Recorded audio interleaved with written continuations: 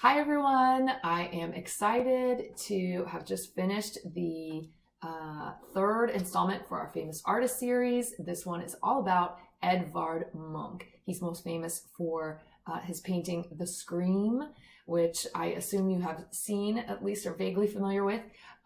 This is a fantastic project for kids ages like 4, 5 to maybe 6, 7, 8 even, and it's the kind of project that will guide kids through the idea that they can use their art to express feelings. So the purpose of this video is to walk you through how the unit is set up and to familiarize you with all the resources and sort of details involved before you get started. So the whole project is broken into 3 sessions. It's designed for 3 40 to 45 minute sessions. You can customize it to meet your needs.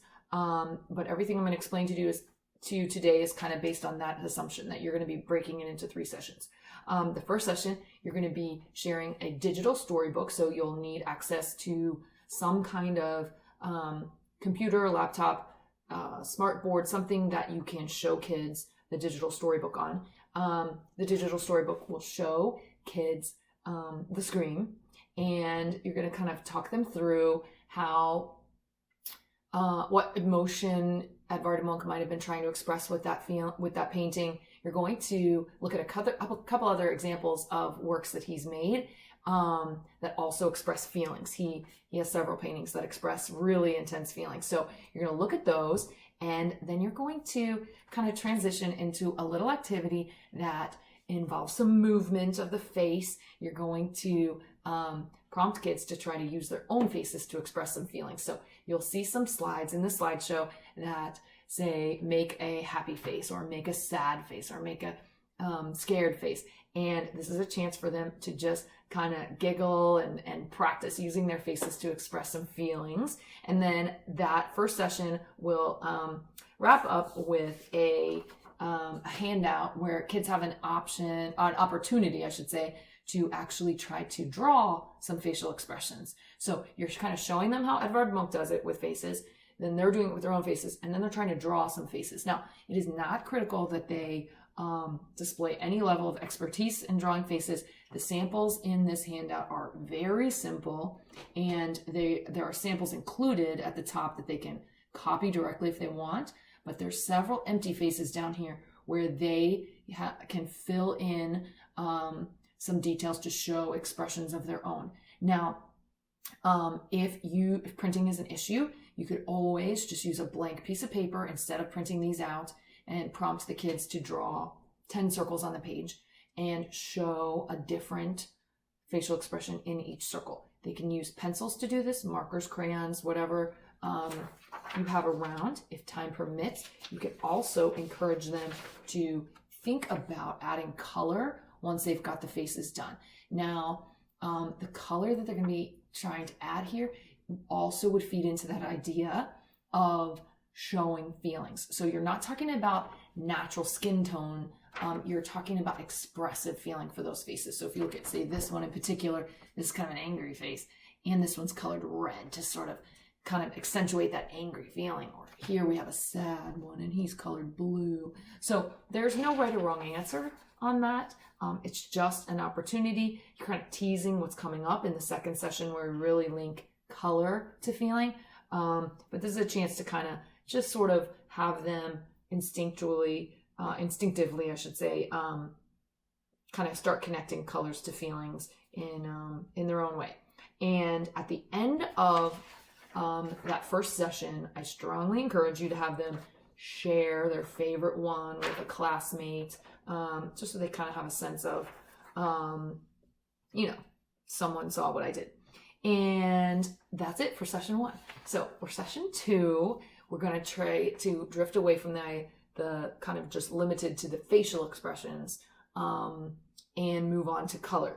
And we're going to start that session off with a book. This is Dr. Seuss's My Many Colored Days. This book is fantastic for this lesson because it directly links color to feelings, and it is also short, and you got a lot to do on the second session.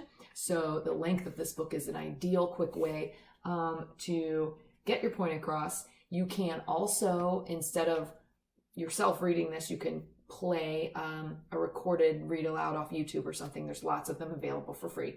And you can do that while you free yourself up to go set up all the paint that you're going to need for the studio project. But I love this book. It is, you know, some days, of course, feel sort of brown. Then I feel slow and low down. And so you kind of, you know, just bounce around the idea that these colors might be connected to how someone feels. And you can ask them, do you agree with the colors Dr. Seuss used with these feelings, or do you think red means something else? And just open up that conversation. You're going to show the kids a couple more pictures by Edvard Munch in this slideshow. And they are, I specifically selected those ones because although he has many, narrowed it down to a couple that really kind of explicitly link color to a feeling. There's one where, you know, it's called hatred and the outlines are all in red, or one called jealousy and the guy's face is kind of green with envy. So you want to take a look at those and just reinforce the idea that this whole project is inspired by Edvard Munch and that he uses facial expression and color to show feelings. And then you're going to dive into the studio project. Now, the studio project is all about giving the kids a chance to express a feeling with paint. And they're going to be scraping the paint on to a piece of chipboard. This is chipboard, if you're not familiar. It's kind of a thin piece of cardboard. And you can order this online. If you don't feel like doing that, you can always work on poster board. You could actually cut up a cardboard box. You could even use paper if you need to, but the size is not important. If you want to work smaller, if you want to work larger, that's totally up to you. I picked a kind of a standard, you know, standard kind of paper size, copy paper size. Now, you're also going to need, besides the actual board, you're going to need some plastic cards. Now, I tend to hoard these as an art teacher. These are just the kind of cards that come in junk mail or old expired gift cards or expired credit cards, that kind of thing. Plastic cards are awesome for scraping paint. It's basically a version of a palette knife. So it's nice because you can wipe them off and reuse them over and over and over. So I have gotten in the habit of saving these.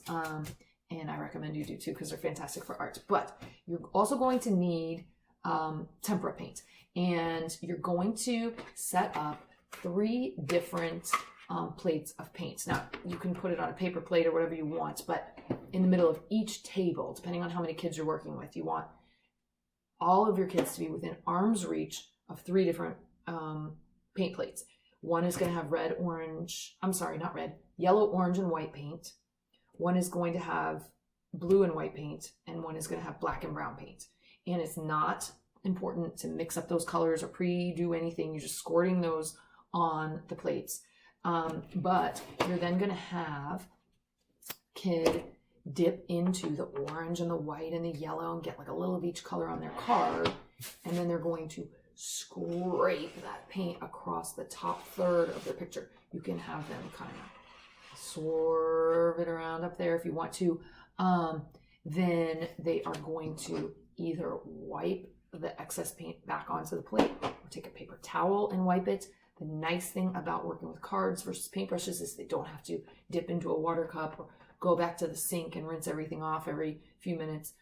They're just kind of cleaning that off. Then they're going to dip into the blue and white paint, and they're going to wipe blue or scrape blue and white paint onto the rest of this board. And that's going to be your kind of like sky versus water. And then you're also going to then clean off the blue and white paint and dip into the brown. And you're going to use the brown kind of to fill up the bottom corner, large bottom corner of the page. This is going to represent that bridge that's in the original screen. Now, if they express any interest in putting something else there instead of a bridge, fair game, that's your call. But you're going to do brown, and then you turn the card so that you're getting kind of this shorter side and dip it directly into black. And the idea with the black is you're going to just curve it down and that's supposed to represent the figure of this character. And so it's okay if it's curving a different way or straight or that kind of thing, but you just want a nice application of black paint there. Now, once you have your sky, the water, the bridge, and then just the figure, not the face, just the figure, you are essentially done with session 2, and you've got to let that thing dry. And session 3 is going to be starting off with a couple really cool fun facts about the painting the screen. Well, we know there's more than one painting of the screen. There was some drawings, some prints, and so you want to kind of talk to them. It's little fun wow facts about, you know, the screen being stolen from a museum and that kind of thing. But then you're going to transition back to the studio project, and this second visit to the studio project involves oil pastels, and you're going to be using oil pastels to sort of embellish. That's what these darker lines are.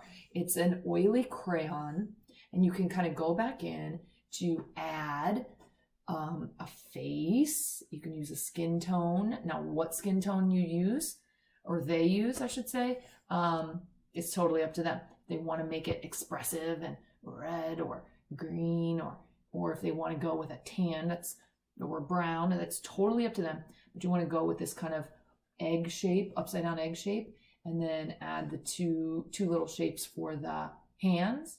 And then they're going to take black, if they want to use black, and outline the mouth, the nose, and the eyes. The features of this face are so simple, which makes it really accessible for little guys.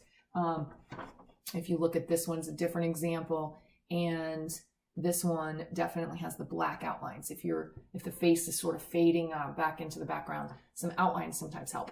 Now you can add some color to accentuate the bridge or the figure. How they add stuff on with those oil pastels is totally up to them. I'm recommending oil pastels because they layer really nicely onto paint. They show up nice and bold. Wax crayons aren't going to show up that bold. Now, if you don't have oil pastels, you can always use markers, or I'm trying to think, you could even paint some of those details on, but oil pastels are nice because then it's dry right away and you can be ready to wrap up the project and be done. The oil pastels usually come in a box like this, and they're just like crayons except they're a little oilier. And when they are working with these, you do need to be mindful. They're going to get on their fingers, and so you want to be careful that nobody's putting their fingers in their eyes, their nose, their mouth. They're definitely going to need to wash their hands at the end of the session with soap. And the other thing is, I like to have the kids keep the oil pastels in the box. Most oil pastels are cylindrical, which means they can roll off the table. If they roll off the table and get stepped on, that's where it gets kind of frustrating, because that oily kind of consistency can kind of grind down into a rug or even into tile. So if you are not going to have them stay in this box, I minimally recommend getting a tray, a cardboard box lid or something, and having them kind of contain everything there so you don't end up with stuff rolling off the table. So once you get this doesn't take long to add these little embellishments. I'd say plan 7-8 minutes for that part. They get it done pretty quick. You're going to kind of have them wash their hands and then gather back around for a lesson review. It's a simple, short lesson review where you're just showing some slides, asking some simple questions, kind of review type stuff to make sure that they remember the artist's name, Edvard Munch. What is he known for? Expressing feelings, that kind of thing. You're going to have the kids lay their projects out on a table or on the floor and have a brief art show.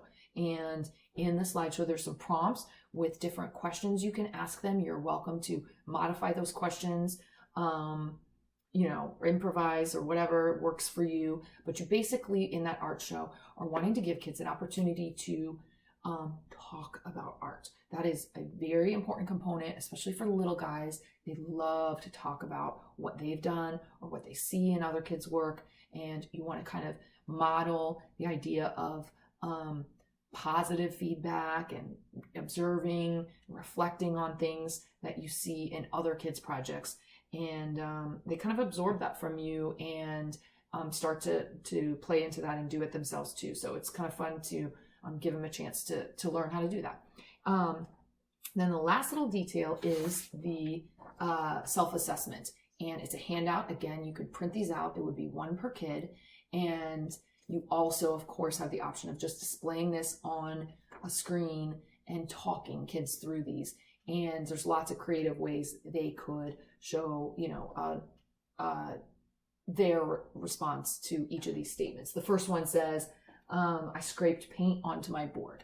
So for a lot of them, scraping paint as opposed to painting paint on with a paintbrush is a new experience. So you're kind of reminding them, you tried something new with this project. I added details with oil pastels. So you're kind of reinforcing that vocabulary. These were oil pastels. We drew with details with those. My artwork shows a feeling. So that's where you're tying back to what was the whole point of this project, was to learn how to express a feeling by using facial expressions and color. And then the last indicator here is really all about craftsmanship.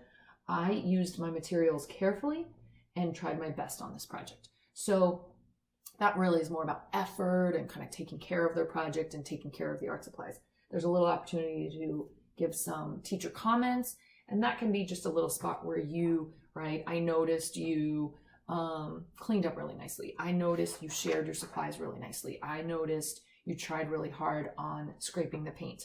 And again, if you don't want to print it out, there's lots of creative ways to conduct an assessment similar to this. And if you have any questions about that, let me know. I should also add that there are 2 early finisher options in this resource, and these are perfectly acceptable to put out on any of the 3 sessions where you might have kids finishing a little bit early. One is just a straight up coloring page that I created. It's modeled after the Scream, the original The Scream, and it's just simple crayons, markers, colored pencils, whatever they want to just kind of get familiar with the composition of that work. The other one is this, and this one is a close-up of that character in The Scream, but he doesn't have a face. And so, this gives an opportunity for kids to go in and add their own face. Now they can play with the emotion in this character. Is this person really happy? Are they surprised? Are they sad? Are they angry? Are they confused? So they have a lot more control in this one to sort of decide which direction they want to take the feeling in this picture. So both of these are totally optional.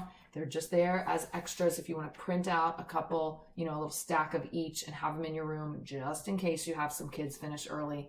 I want you to know that that's available. So that represents the whole unit that we're presenting in the Famous Artist series. This one is all about Edvard Munch.